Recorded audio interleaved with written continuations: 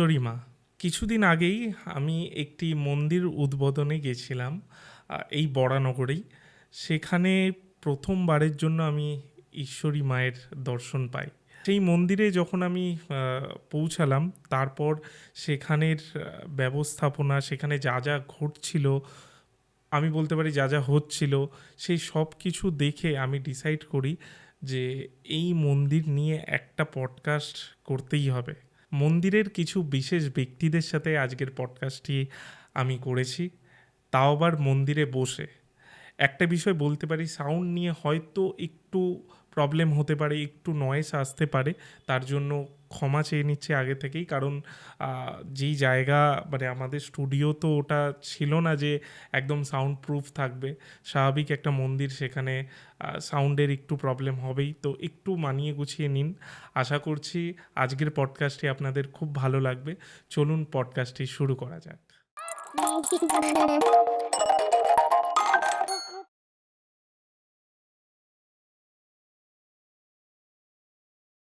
Debdutta sir, UTS এ আপনাকে স্বাগত। বলা চলে আপনার মন্দিরে আমাদের স্বাগত টেকনিক্যালি। ওম হরি ব্রহ্ম। অ্যাকচুয়ালি এখানে একটু আমি কারেকশন করে দেবো। তার কারণ হচ্ছে যে কোনো কিছু প্রতিষ্ঠা করতে গেলে একজনকে, দুজনকে বা কাউকে না কাউকে একটু ইনিশিয়েটিভ নিতে হয়।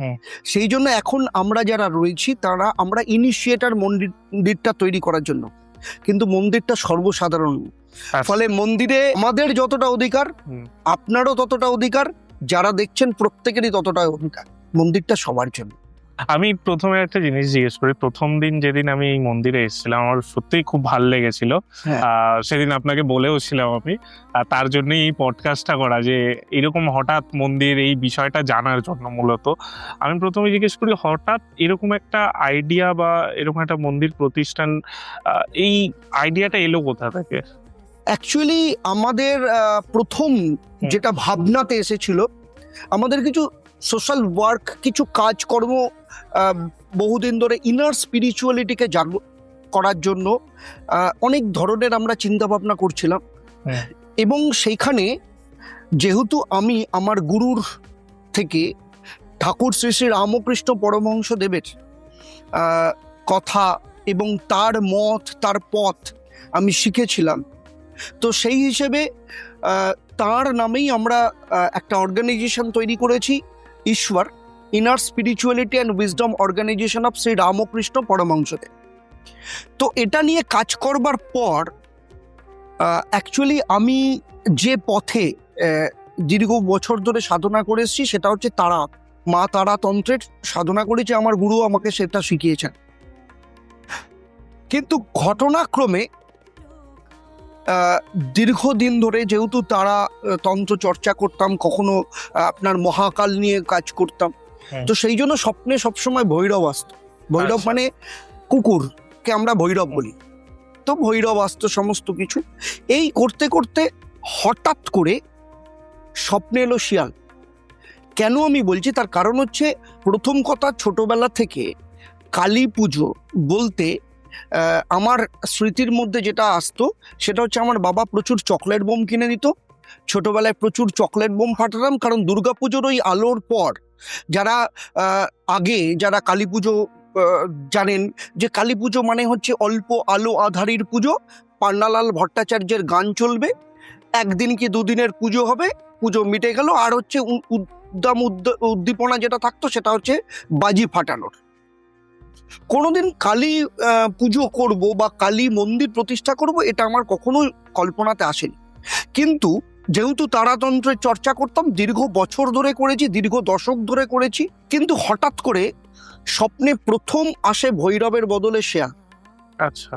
এই মানে আগে কি হতো, ভৈরব যখন আসতো, মানে ভৈরবের উদ্দেশ্য মানে এরকম হতো, আমার হাতটা ধরে ভৈরব মুখের মধ্যে নিত, কিন্তু কোনোদিনও কামড়াতো না। মানে আমি, ও মুখের মধ্যে নিত, আমি কি করতাম, ঘুমের মধ্যেই আমি ওকে সরিয়ে দিতাম, আমার ঘুম ভেঙে যেত। কিংবা কখনো সাপ আসতো, আমি, সে একই রকম ভাবে কামড়াতে যেত বা সে প্রিয় করতে যেত, আমি তার মুখটা ধরতাম, ধরে আমি তাকে সরিয়ে দিতাম। এটা আমার চিরকালই স্বপ্নের মধ্যে প্যাটার্ন, এটাই আমার আসতো বারবার। প্রথম এলো শেয়াল, বুঝতে পারিনি শিয়া। আমি প্রথমে ভেবেছিলাম ভৈরব, কিন্তু আমি যতবার বিয়ে করতে গেলাম এর প্যাটার্ন পুরো আলাদা। এরপরে তারপরেই এলো এমন মানে একটা মেয়ের মতো রূপ, কেউ একজন এলো মানে ওই শেয়ালের পরে হ্যাঁ পরের এলো, মানে তার গায়ের রং ঠিক কালো নয়, একটু শ্যামবর্ণা, কিন্তু মানে কালো আর মানে একদম মানে পুরো কালো নয়, চোখ আলাদা। তো আমি স্বপ্নের ওইটুকু, আর পার্টিকুলারলি একটা প্যাটার্ন, একটা ডিজাইনের শাড়ি, লাল রঙের একটা ডিজাইনের শাড়ি তার পছন্দ, মানে সেই রকম একটা বিয়ে করছে। কেন বলছি, ঘটনা পরম্পরায় আমি এটা নিয়ে বলছি, মানে আমি আজকে বলছি আমার মানে গুজবাম হচ্ছে, মানে আমি সিরিয়াসলি বলছি, আমি মানে মানে বিয়ে করছি। তো সেই জন্য তারপর যে কল্পনা, যে রূপ যে জায়গাটাতে এলো, আপনি যদি দেখেন মায়ের যে মুখ, মায়ের যে রূপ, আপনি এটা কোথাও পাবেন। সত্যি তাই। কারণ এই মা একদম চিন্ময়ী মা, এবং যে মানুষের সাথে থাকে, মানুষের মতো করে মানুষের জীবনে রয়েছে, সেই জন্য মায়ের গায়ের রং কালো নয়। এবং আরেকটা অদ্ভুত ঘটনা, আমি বললাম পার্টিকুলার একটা শাড়ি, তো একটা শাড়ির দোকান, হোলসেল প্রচুর শাড়ি সে বিক্রি করে, পুজো ইয়ে কবে, তো বেনারসি শাড়ি কিনতে গেছি। তো বেনারসি শাড়ি কিনতে গিয়ে দেখছি আমি যেরকম চাইছি আমি পাচ্ছি না, অথচ আমি আসলে আমার না কিছু কিছু ক্ষেত্রে কি হয়, যখন আমি বুঝতে পারি যে আমার পাবো না, আমি সঙ্গে সঙ্গে সেই জায়গাটা থেকে সরে আসি, যে না আমি আর ট্রাইও করি না। তো সেই রকম অবস্থা আমি বুঝে নিয়েছি, আজকে আমার কোনো কিছু মিলবে না, আমার কোনো কিছু পছন্দের পাবো না, চলে আসছি। অথচ তাদের প্রচুর স্টক, তারা হোলসেল করে, তাদের নিজস্ব ম্যানুফ্যাকচারিং আছে। তার মানে সেখানে গিয়ে আমি যদি কাউকে বলি, তাদেরকে বলি যে আপনাদের স্টক কম, মানে আমার ধৃষ্টতা হয়, মানে এতটাই স্টক রয়েছে, পছন্দ হচ্ছে না। বেরিয়ে আসবো ঠিক তার 2 মিনিট আগে ওদের অনেকগুলো বিয়ে ছিল, সেখান থেকে না একটা অল্প একটা লাল রঙের একটা শাড়ি দেখা যাচ্ছে। সেই শাড়িটা আমি যখন বার করেছি, আমি দেখলাম একদম অদ্ভুত, যেটা চাইছিলাম প্রায় সেটাই। এবং আমাদের যেদিন প্রতিষ্ঠা হয়েছিল, মাকে ওই শাড়িটা পরানো হয়েছিল। আচ্ছা। তো এই যে জায়গাটাতে, এইখানে প্রতিষ্ঠা হলো ঈশ্বরী মা। কেন ঈশ্বরী মা, সেখানেও একটা আমাদের ইয়ে রয়েছে। ঈশ্বরী মা হচ্ছে মানুষের কথা বলে, মানুষের সাথে থাকে, যে কোনো শ্রেণীর মানুষকে তিনি রিপ্রেজেন্ট করেন। রায়গুণকার ভারতচন্দ্রের যে অন্নদা মঙ্গল কাব্য, সেখানে ছিলেন ঈশ্বরী পাটনি, বিখ্যাত ক্যারেক্টার। তো পাটনি মানে যিনি পারাপার করেন, তো ঈশ্বরীর কাজ ছিল নদী পারাপার করা, মাঝি সে নদী পারাপার করত। তো একদিন অন্নপূর্ণা মা তাকে দেখা দেন, বলেন ঈশ্বরী বলো তুমি কি চাও। তখন ঈশ্বরী পাটনি বলেছিলেন আমার সন্তান যেন থাকে দুধে ভাতে। তো ঈশ্বরী তো বলতে পারতো আমাকে ঐশ্বর্য দাও, আমাকে আরো অনেক কিছু দাও, ঐশ্বর্য দাও, সোনা দাও, পয়সা দাও, বা আমার সন্তান যেন ভালো ভালো খাবার খেয়ে থাকতে পারে, মাছ মাংস খেয়ে থাকতে পারে, সমস্ত। কিন্তু ঈশ্বরী পাটনি কি বললেন, আমার সন্তান যেন থাকে দুধে ভাতে। তার মানে সচ্ছলতা চাইবে, যেটা করে সারা জীবন যেন চলতে পারে প্রত্যেকটা মানুষের ক্ষেত্রে। তো সেই জন্য ঈশ্বরী মায়ের আমাদের যে প্রসাদ, সেই প্রসাদ কিন্তু দুধ সাবু। আচ্ছা। কারণ যা যা ঘটনা এখনো পর্যন্ত ঘটছে মোটামুটি মায়ের আদেশ অনুযায়ী হচ্ছে। এই দুধ সাবুর পেছনে একটাই কারণ, তার কারণ হচ্ছে যে কোনো শ্রেণীর মানুষ, যে কোনো অর্থনীতির মানুষ, যে কোনো সমাজের যে কোনো ধরনের মানুষ কিন্তু এটাকে এফোর্ড করতে পারেন, মায়ের চরণে দিতে পারে। সেই জন্য দুধ সাবু, এটা মায়ের ইয়েতে, সেই জন্য আমাদের এখানে যারা পুজো দেন দুধ সাবু দিয়েই পুজো। আচ্ছা আচ্ছা, আমি একটা বিষয় নোটিস করেছিলাম প্রথম দিন, হ্যাঁ, সেটা হচ্ছে যে একই মন্দিরে মা ঈশ্বরী, আবার ওইদিকে দেখা যাচ্ছে রাধা কৃষ্ণ। হঠাৎ এরকম কনসেপ্ট কেন? এর কারণ হচ্ছে বলা হয় আমাদের সৃষ্টি এবং আমাদের ধ্বংস দুটোই যোনি থেকে। তাহলে ব্রহ্মযোনি থেকে আমাদের সৃষ্টি, আর চিতাজনি যেটা, সেখানে আমাদের জীবনের শেষ অংশটুকু যায়। তো রাম ও কৃষ্ণ যখন, তার মানে আমাদের এখানে যেটা রয়েছে একদম ট্রায়াঙ্গেল হিসেবে তৈরি করা আছে, ব্রহ্মজনির কনসেপ্টে তৈরি করা আছে এইটাতে। আচ্ছা। আর রাম ও কৃষ্ণ, দাস হনুমান তো এসে গেছেন, খালি তার প্রভু আসার বাকি আছে। প্রভু আসবেন, রাম আসবেন। আচ্ছা। সেটা হচ্ছে নবরাত্রিতে আসবেন, যেদিন কালী পুজোর সাথে নবরাত্রিতে তিনি আসবেন, সেই জন্য আগে থেকে দাস হনুমানকে পাঠিয়ে দিয়েছে। ও আচ্ছা আচ্ছা আচ্ছা। ঠাকুর আছেন, মা আছেন, পুরো ভরা সংসার এখানে। আচ্ছা, আমি একটা জিনিস জিজ্ঞেস করি, যে এখানে আমি দেখতে পাচ্ছি, যেটা আপনিও বললেন যে ঠাকুর আছেন, মা আছেন, তো স্বামী বিবেকানন্দর একটা টাচ তো রয়েছে এখানে, তো ওনার কোনো মূর্তি বা কিছু নেই কেন? খুব ভালো প্রশ্ন। সেটা হচ্ছে ঠাকুর এবং মাকে বহন করে নেওয়ার ক্ষমতা পৃথিবীতে একটা মানুষের ওপরেই বর্তেছিল, তিনি হচ্ছেন স্বামী বিবেকানন্দ। আমাদের ঈশ্বর অর্গানাইজেশনের যে মূল প্রিন্সিপাল, ফান্ডামেন্টালস যেটা, আমরা স্বামীজিকে কোনো মূর্তি বা ছবির মধ্যে আবদ্ধ করে রাখতে চাইনি। আচ্ছা। আমরা চাইনি যে স্বামীজি এখানে অবস্থান করুক, স্বামীজি একটা জায়গায় এসে অবস্থান করুক। স্বামীজি মানে হচ্ছে, আমাদের কনসেপ্ট হচ্ছে, স্বামীজি মানে হচ্ছেন বিবেকানন্দ, মানে হচ্ছে যার মধ্যে বিবেক জাগ্রত রয়েছে।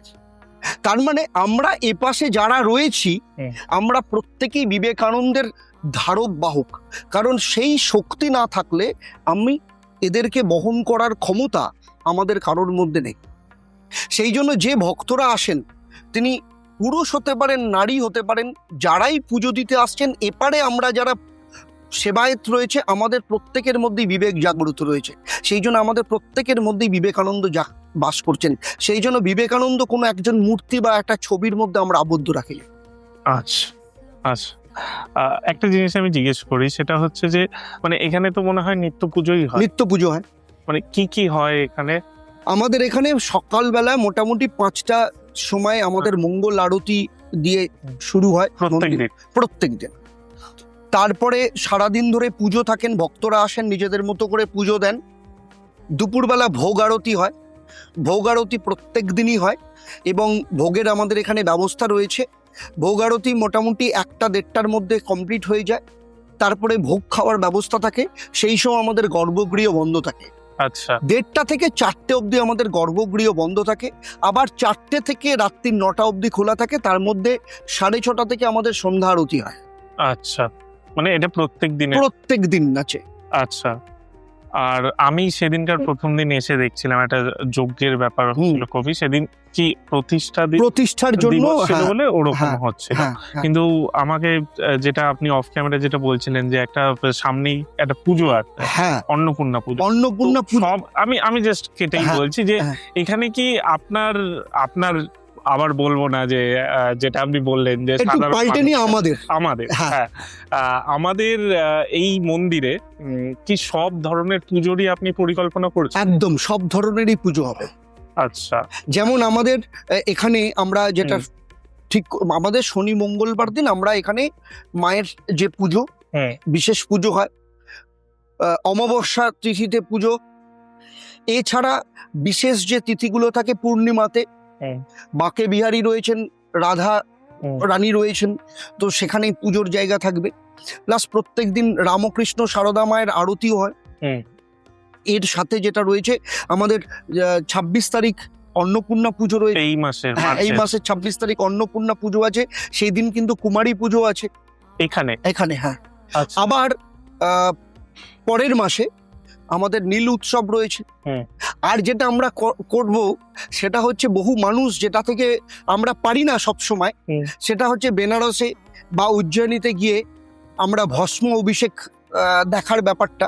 কিন্তু আমাদের এখানে ভস্ম অভিষেক রয়েছে হচ্ছে 14 তারিখ, 14ই এপ্রিল, মানে হচ্ছে যেদিন নীল পুজোর পরের দিন, চড়ক যেদিন হবে, গাজনের দিন, চড়ক অনুষ্ঠানের দিন, যেদিন চড়ক, সেই দিন আমাদের এখানে ঈশ্বরেশ্বর লিঙ্গেশ্বর যে রয়েছেন তার ভস্ম অভিষেক হবে, সকালবেলা আগে রুদ্রাভিষেক হবে, তারপরে ভস্ম অভিষেক হবে।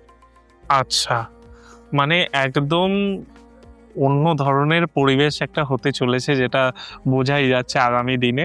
বাট যেহেতু এটা মন্দিরের অনেক নিয়ম কানুন এই বিষয়গুলো থাকে, তো সেক্ষেত্রে আপনাদের জাস্ট এটা ব্যক্তিগত একটা প্রশ্ন, যে আপনাদের এই যে বিষয়টা প্ল্যান করতে কোনো অসুবিধা হয় না? বা আমি যদি জিজ্ঞেস করি যে প্রথমত প্ল্যান করতে অসুবিধা হয় কি হয় না এই বিষয়টা, আর দ্বিতীয়ত হচ্ছে নেক্সট প্ল্যানগুলো কি? প্রথম কথা হচ্ছে প্ল্যান আমরা নিজেরা করার থেকে ভক্তরা এসে তাদের চাহিদার কথা বলে। আচ্ছা এই পুজোটা কেন হবে, আচ্ছা এইরকম পুজো যদি হতো তাহলে কেমন হতো। আরেকজনের কথা তো ভুলেই গেছে, আমাদের বাইরে সিদ্ধিবিনায়ক রয়েছেন। আমরা বিভিন্ন জায়গায় অষ্টবিনায়ক দেখি, মানে সুর বাঁ দিকে, ইনি সিদ্ধিবিনায়ক, এনার সুর ডান দিকে। তো সিদ্ধিবিনায়ক এখানে রয়েছেন, বাইরে অবস্থান করছেন সিদ্ধিবিনায়ক। তো সিদ্ধিবিনায়কেরও আরতি হয় প্রত্যেক দিন, সেই জায়গাটা থাকে। আর প্ল্যানিং ওই যে বললাম ভক্তদের চাহিদা অনুযায়ী প্ল্যানিংটা হয় না, ওরকম করে কোনো ইয়ে নেই না। আমাদের তো পার্টিকুলার, তো আমাদের তো আমরা বিশুদ্ধ সিদ্ধান্ত পঞ্জিকা মতে আমাদের সমস্ত কিছু ঠিক হয়, কবে কখন কি পুজো হবে, কোন মুহূর্তে পুজো শুরু হবে, কখন, এগুলো সমস্ত কিছু থাকে। এছাড়াও অনেক সময় কি হয় যে আইডিয়া যদি থাকে কারোর, যদি মনে হলো, যেমন আরেকটা জিনিস আমাদের এখানে রয়েছে, সেটা হচ্ছে সংকল্প পুজো। বিভিন্ন মানুষ মানত করেন, এই যে মানত পুজো, সেই মানত পুজোয় তারা কিন্তু সংকল্প করতে পারে, কাগজে তাদের সংকল্প লিখে দড়ি বেঁধে তারা এখানে ঝুলিয়ে দিতে পারে। সেই সংকল্প পুজোরও আমাদের এখানে ব্যবস্থা আছে, মানত পুজোরও ব্যবস্থা আছে। তো সেইভাবেই মানুষের সাথে রয়েছে। এছাড়া যেমন একাদশীর পুজো, তারপরে যেটা প্রত্যেকটা ক্ষেত্রে যে যে তিথি, বিশেষ তিথিতে যা তিথি, সেই তিথিতে তো পুজো হয়। প্লাস যে বিভিন্ন ধরনের পুজো যেগুলো হয়, সেটা হচ্ছে পরবর্তী আমাদের হয়তো যদি সবাই ভক্তরা যদি চান তাহলে দুর্গাপুজো হতে পারে আগামী দিনে। হ্যাঁ, আচ্ছা, দুর্গাপুজো হতে পারে ভক্তরা যদি চান। আচ্ছা আচ্ছা, লক্ষ্মী পুজো তো হয়ই, তো লক্ষ্মী পুজো হবে এখানে, কোজাগরী লক্ষ্মী পুজো, দীপাবলি। প্লাস যেটা হচ্ছে অমাবস্যার যেগুলো রয়েছে, বৈশাখের অমাবস্যা আছে, এরপরে ফলহারিণী অমাবস্যার পুজো হবে, কৌশী অমাবস্যার পুজো আছে, কৌশী অমাবস্যা হবে, এরকম ভাবেই বিভিন্ন রকম থাকবে। তারপরে মহালয়া আসছে, মহালয়ার অমাবস্যার পুজো। আচ্ছা, আর বেশিক্ষণ আপনাকে জ্বালাবো না, বিরক্ত করবো না, শুধু শেষে বলি যে আমাদের দর্শকের উদ্দেশ্যে আপনি কি বলবেন যদি বলে দেন। দর্শকের উদ্দেশ্যে ইউটিএস এর মাধ্যমে আপনারা যারা দেখছেন, মন্দিরটা কিন্তু আপনাদেরও, সুতরাং কারণ মা কারোর একার নয়, মা সবার, মন্দিরও আপনাদের। এখানে ক্যামেরার এপাশে বসে যতটা অধিকার আমাদের রয়েছে, ঠিক ততটা অধিকার আপনাদেরও। তাই আপনারা আসবেন, এবং এই চ্যানেল ইউটিএস প্রচুর কাজ করছে, ভালো ভালো কাজ করছে। আমি ওদের চ্যানেলের অনেক অনুষ্ঠান আমি দেখি, আমার খুব ভালো লাগে। বিভিন্ন মানুষের মনের যে গহন, সেই জায়গা থেকে তুলে নিয়ে এসে বিভিন্ন বিষয় আমাদের সাধারণ মানুষের সামনে তুলে ধরেন, এবং এমন এমন কিছু বিষয় নিয়ে তুলে ধরেন, সেগুলো হয়তো আমরা অনেক সময় ওভারলুক করে যাই বা আমরা বুঝতেই পারি না। কিন্তু আমাদের জানা জ্ঞান, সেই জ্ঞান চর্চা, জ্ঞান দেওয়ার, পরিবেশন করার কাজটা কিন্তু এরা করছে। সুতরাং আমার তরফ থেকে পার্সোনালি এদেরকে অনেক অনেক অভিনন্দন রইল, শুভেচ্ছা রইল। প্রচুর বড় হোক এদের চ্যানেল, প্রচুর ভালো জায়গায় যাক, প্রচুর ভালো কাজ করুক। ধন্যবাদ। রণবিদ্যা, ইউটিএস এ তোমায়ও স্বাগত। প্রথমত আমরা একটু আগেই অনেক কিছু জানলাম, তোমার কাছ থেকেও আরো বিশেষ কিছু জানার আছে। প্রথমে তোমার কাছ থেকে জিজ্ঞেস করি, তোমার চোখে মা ঈশ্বরী কে? এই ঈশ্বরী দেবী হচ্ছেন মা দক্ষিণাকালী। আচ্ছা, মা দক্ষিণাকালীর মায়ের প্রতিষ্ঠা, পুজো পাঠ সবই হয়েছে। এই ঈশ্বরী আর কেউ নয়, যিনি আমাদের দক্ষিণেশ্বরে মা ভবতারিণী, হালিশহরে যিনি জগদীশ্বরী, তিনি এখানে ঈশ্বরী নামে প্রতিষ্ঠিতা হয়েছে। এই ঈশ্বরী হচ্ছেন মা দক্ষিণাকালী রূপেই পূজিতা। তোমার সাথে আমার কথা হচ্ছিল একটু আগে যে তন্ত্রমতেই এখানে প্রতিষ্ঠিত হয়েছে, আর সেটা নিয়ে যদি তুমি কিছু বলো, মানে প্রথম দিনে কিভাবে কি হয়েছে। দেবী তো আসলে নিজেই তো তান্ত্রিক দেবী, যার আচরণটাই তন্ত্রোক্ত। অনেকে বলেন যে কালী পূজা হয় বৈদিক ভাবে বা যে যারা যেমনি করেন, কিন্তু আসলে তা নয়। কালী পূজাটাই হচ্ছে তান্ত্রিক পূজা। তাই এই দেবীর পূজা কাল্যাদি দশমা বিদ্যা প্রত্যেকটা তন্ত্রোক্তই পূজা, সেখানে কোনো বৈদিক পূজার স্থান নেই। এবার পঞ্চমাকারে কেউ করে, কেউ করে না, বা গুরু পরম্পরায় যা যেমনি করে করেন, যে যেমনি করুন না কেন, সর্বশেষ মা তন্ত্রেরই দেবী। স্যার যেটা বলছিলেন যে অন্নপূর্ণা পুজো হবে এখানে, প্লাস হচ্ছে আরো যত কুমারী পূজা হ্যাঁ কুমারী পুজো আছে, সেটা নিয়ে যদি কিছু বলো। মানে অন্নপূর্ণা পুজো সম্ভবত 26 তারিখ মার্চ মাসে 26 করা হচ্ছে, সেদিনই কি কুমারী পূজা? সেদিনকেই কুমারী পূজা। আচ্ছা, অন্নপূর্ণা পুজোর সাথে কি কুমারী পুজো করা যায়? প্রথম কথা হচ্ছে অন্নপূর্ণা পুজোর অঙ্গ হচ্ছে কুমারী পূজা। কুমারী পূজাটা কেন করা হয়? যখন আমরা কুমারী পূজার সংকল্প করি, অর্থাৎ সেখানে সংকল্পে আমাদের উল্লেখ করতে হয় পরিপূর্ণ ফল প্রাপ্তি কাম। অর্থাৎ অন্নপূর্ণা পুজোটা আগে হলো, তার পরিপূর্ণ ফল প্রাপ্তির জন্য দেবীকে কুমারী রূপে পূজা করা হয়। ঠিক আছে? এই কুমারী কেমন হতে হবে?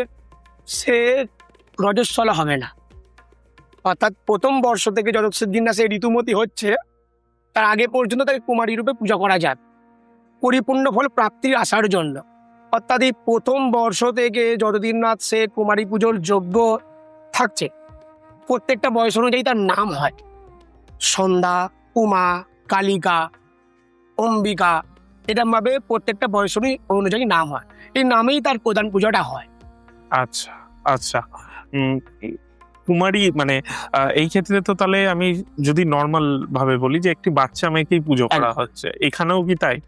একটি বাচ্চা মেয়েকে পুজো করা ঋতুমতী হচ্ছে? হওয়ার আগে পর্যন্ত। হ্যাঁ ওটাই তো, একদম। হ্যাঁ এখানেও তাই একদম হচ্ছে, তাই তো? একদম। মানে এইখানে যেটা আমরা দুর্গাপুজোর সময় যেরকম দেখি হ্যাঁ। কুমারী পুজো, এক্স্যাক্ট ওটাই কি হচ্ছে? সেম সেম, সেম, আলাদা কিছু আলাদা কিচ্ছু নেই। জগদ্ধাত্রী পুজোতেও তাই আছে, যা হচ্ছে ওটাই। অন্নপূর্ণাতেও তাই।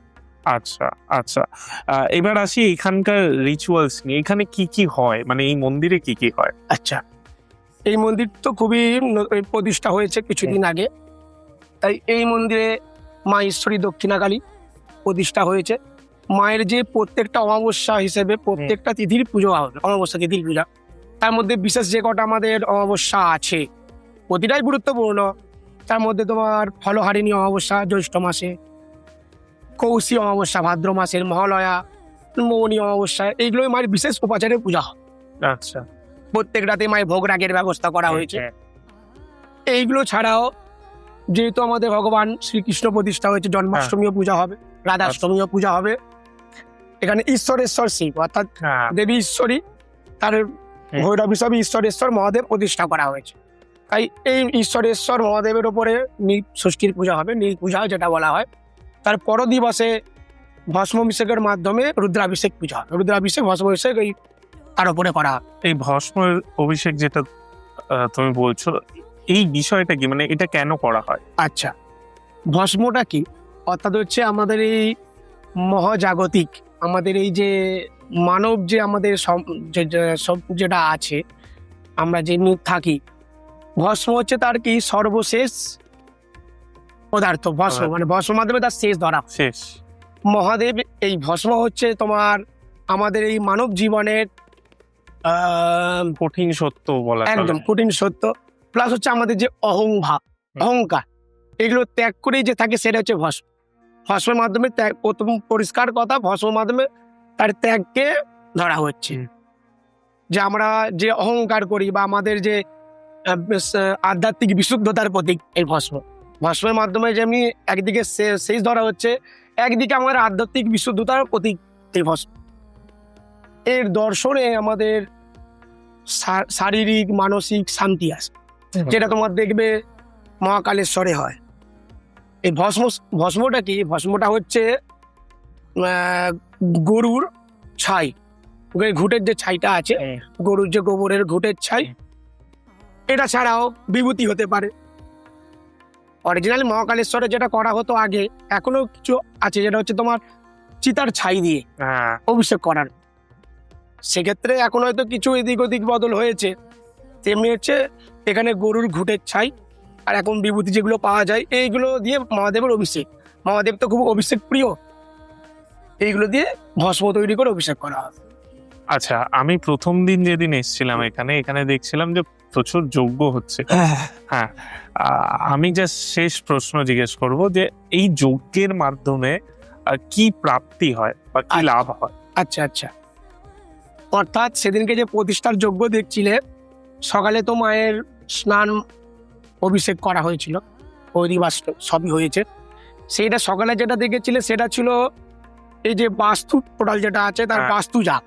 আচ্ছা, আর রাতে মায়ের যজ্ঞ হয়েছে আলাদা, সকাল থেকেই প্রতিষ্ঠা হয়েছে। অর্থাৎ আমরা যখন মানুষের গৃহপ্রবেশ করি তখন তখন আমার ওই যজ্ঞটা হয়। তখনও ওইটা হচ্ছে মনুষ্য বাস্তুর পূজা করা হয়, আর এটা হচ্ছে দেব বাস্তু, দুটো আলাদা। দুটো আলাদা। দেবতাদের ঘরের জন্য দেব বাস্তু, আর আমরা যখন মনুষ্য যে ঘরে থাকি গৃহভাবে সেটা করি হচ্ছে মনুষ্য বাস্তু। 81 পদ আর 64 মানে 64 পদ। দেবতাদের ক্ষেত্রে 64খানা ছক অঙ্কন করে তার পূজা হয়, আর মানুষের ক্ষেত্রে 81 পদ। দেবতার ক্ষেত্রে 64 পদ করে বাস্তু যাগ করা হয়েছে, দেব বাস্তু যাগ। হোম যজ্ঞের মাধ্যমে প্রত্যেকটা দেবতার আহুতি দেওয়া হয়েছে, অর্থাৎ যাদের যাদের প্রতিষ্ঠা করা হয়েছে প্রত্যেকটা আহুতি দেওয়া হয়েছে। অর্থাৎ এই হোমের মাধ্যমেই তো সবকিছু পৌঁছায়। আমরা যে সহা বলে আহুতি দিচ্ছি, এই সহা হচ্ছেন অগ্নিদেবের স্ত্রী, উনি সেটা দেবতাদের উদ্দেশ্যে নিয়ে যান। আচ্ছা আচ্ছা, আর রাতের পুজোর রাতে মায়ের যজ্ঞটা মায়ের যজ্ঞ উদ্দেশ্যে। হয়েছে। মায়ের এখানে তোমার তন্ত্রোক্ত মতেই পূজা হয়েছে। আচ্ছা আচ্ছা, আমরা মোটামুটি তাহলে অনেকটাই জানলাম, বিশেষ করে মন্দিরের বিষয় আর কি কি হয়েছিল সেদিন। কারণ আমি দেখছিলাম প্রচন্ড চারিদিক দিয়ে মন্ত্র পড়া হচ্ছিল, আর যে মানে সত্যি কথা বলতে যে অনুভূতি সেটা একদমই আলাদা সেদিনকার আমি এসে বুঝতে পেরেছি। তার জন্য প্রথমত এই মন্দিরের যারা প্রতিষ্ঠাতা তাদের থ্যাংক ইউ, আর তোমাকেও থ্যাংক ইউ। আমি আপনি তুমি করে ফেলছি, থ্যাংক ইউ। তুমি এতটা সময় দিলে, বললে এই বিষয়গুলো। আশা করছি আবার যদি আমি কোনোদিন মন্দিরে আসি, সেটা আমি আসবই অবশ্যই অবশ্যই, তোমাদেরই মন্দির, সবাইকার মন্দির। হ্যাঁ, আসবই, কারণ আমাদের এইখানে খুব কাছেই মন্দিরটা, যেটা আমার খুব ভালো লাগলো যে একদম কাছে। তাহলে সেদিন আবার দেখা হবে আশা করছি তোমার সাথে, কারণ তুমি তো মাঝে মাঝে থাকবে। একদম একদম অবশ্যই আমি থাকবো। একদম। সর্বশেষ এক কথা বলি, হ্যাঁ হ্যাঁ, বলো। তোমাদের অনুষ্ঠানও আমি দেখি, খুব ভালো লাগে আচ্ছা, যে তোমরা এই এত সুন্দর এই পুজো পাঠের এই যে কথাগুলো তুলে ধরো, 10 জনকে আরো জানানোর সুযোগ করে দাও। সেই জন্য তোমাদের চ্যানেলকেও আমার নমস্কার। আচ্ছা, তোমাদের মায়ের কাছে প্রার্থনা করি তোমাদের চ্যানেলের আরো উন্নতি হোক, আরো উঁচু পর্যায়ে যাও তোমরা। ওম কালী কালী মহাকালী কালীকে পাপনাশিনী ধর্মার্থ মোক্ষদে দেবী নারায়ণী নমস্তুতে। জয় মা। নমস্কার। নমস্কার। আপনি এই মন্দিরের নিত্য পূজারী। হ্যাঁ। প্রথমেই জিজ্ঞেস করব যে মায়ের সাথে আপনার প্রতিদিনের একটা আলাপ হচ্ছে এখানে, এই অনুভূতিটা কেমন? এই অনুভূতিটা, আমি মায়ের সকালবেলা ভোর 5টা থেকে মঙ্গল আরতি, তারপর দুপুর মানে 9:30 10টা থেকে মোটামুটি বাল্যভোগ দেওয়া হয়, মাঝে অন্নভোগ আছে, তারপর সন্ধ্যা আরতি। মায়ের সাথে আমার যেটা যোগাযোগ, মনে হয় মায়ের প্রতিচ্ছবি আমার অন্তরের মধ্যে কাটা, ঠিক আছে? তাহলে আমি সবসময় মায়ের প্রতিচ্ছবি দেখতে পাই এমনভাবে আলাপ, এবং প্রতিটি মানুষ এসে মায়ের যা রূপের ধারণা, মায়ের প্রতিটি মানুষ এসে মায়ের ওই একই কথা বলে যায় যে মায়ের এই রূপ কেউ কখনো অন্য কোথাও দেখেনি। সত্যি তাই। আপনি যত সম্ভব বাঁকুড়া থেকে এসেছি, থেকে এখানে, মানে এখন এখানেই থাকছেন? এখানেই থাকছেন, এখানে নিত্য পুজো আপনি করতেন। বাঁকুড়া থেকে এখানে এসে এখানে নিত্য পুজো, এই ব্যাপারটা যদি বলেন। হ্যাঁ, এটা যদি বলেন যে সম্পূর্ণটা মায়ের টান, মায়ের কৃপা। আমি ওখানেও মা অনেক দেবীর মানে নিত্য আয়োজন পুজো করতাম, ঠিক আছে, কিন্তু এখানে আসাটা সম্পূর্ণ মা আমাকে ডেকেছেন এবং মায়ের আশীর্বাদে আমি এখানে এসে পৌঁছাইছি। আচ্ছা, আমি শেষে জিজ্ঞেস করবো যে আপনি এই সকাল থেকে সন্ধে অবধি, যেটা বললো সকাল থেকে সন্ধে অবধি কি কি করেন এই মন্দিরে? সকাল থেকে সন্ধে অবধি আমি মায়ের 5টা থেকে মঙ্গল আরতি, তারপর মায়ের মন্দির ওই 5টা থেকে মন্দিরের গেট খোলা থাকে, তারপর মাকে সকালবেলা স্নান করানো হয়, মানে মন্ত্রযোগে স্নান করানো হয়। আবার বিশেষ বিশেষ কিছু দিন ধরে, মানে যেগুলো বিশেষ বিশেষ তিথি দিন ধরে মায়ের স্নান এবং কাপড় পাল্টানো হয়, ঠিক আছে, সমস্ত বস্ত্র পাল্টানো হয়। হুম। আর বাকি ওই 10:30টার দিকে একটা বাল্যভোগ ফল টল দিয়ে মিষ্টি টিষ্টি দিয়ে মাকে একটা বাল্যভোগ দেওয়া হয়। তারপর অন্য ভোগ তো মায়ের আছে, আপনাকে বললাম আগেই। আর বাকি এমনি যারা পুজো দিতে আসে তাদের পুজো তো আমাকে চড়াতেই হয়। যারা পুজো দিতে আসে ওগুলো আপনি করে দেন? হ্যাঁ, ওগুলো আমাকে হ্যাঁ। দিতে হয়। কারণ নিত্য পুজো আপনি- নিত্য পুজো যেহেতু আমি, তাদের সংকল্প তাদের নামে আমাকে করতে হয়। আচ্ছা। আর বাকি মায়ের ঘন্টা দেড়েকের মতো মাকে শয়নে রাখা হয় দুপুরবেলা? হ্যাঁ, দুপুরবেলা। আচ্ছা।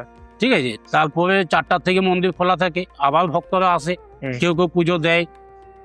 সবাই যাদের মনের বাসনা সে হুম। তার জন্য সংকল্প করতে হয়। রাত্রিবেলা 6:30 সন্ধ্যে আরতি, তারপর রাত্রি 9টা পর্যন্ত মায়ের মন্দির খোলা থাকে, যাতে সমস্ত ভক্তরা যেন মায়ের দর্শন পায়। হতে পারে। ঠিক আছে, তাহলে সেই 9টার পরে মাকে শয়ন দিই, মন্দিরের গেট চাবি দিই, তারপর আমরা ভেতরে যাই। আমি প্রথমে অনুভূতির কথা জিজ্ঞেস করলাম, শেষ জিজ্ঞেস করবো যে মানে বেশ অনেক দিন হলো আপনি এখানে পুজো করছেন, কেমন লাগছে এখন? মানে প্রথম দিনের অনুভূতি তো আপনি বললেন যে কিভাবে এলেন সবকিছু, কিন্তু এখন কেমন লাগছে? এখন তো আমার তো মনে হয় না যে আমি আর এখান থেকে বাড়ি যাই। আচ্ছা আচ্ছা। আমার তো এরকম মনে হয় এই মায়ের চরণ তলে যখন ঠাঁই পেয়ে গেছি, হ্যাঁ। এই মায়ের চরণ তলেই পুরো জীবনটা কাটিয়ে দিয়ে এখানে। আচ্ছা আচ্ছা। তাহলে বুঝতে পারছেন আমার অনুভূতি কিরকম লাগছে হ্যাঁ, মায়ের বুঝতে এখানে। পারছি। ধন্যবাদ। ধন্যবাদ।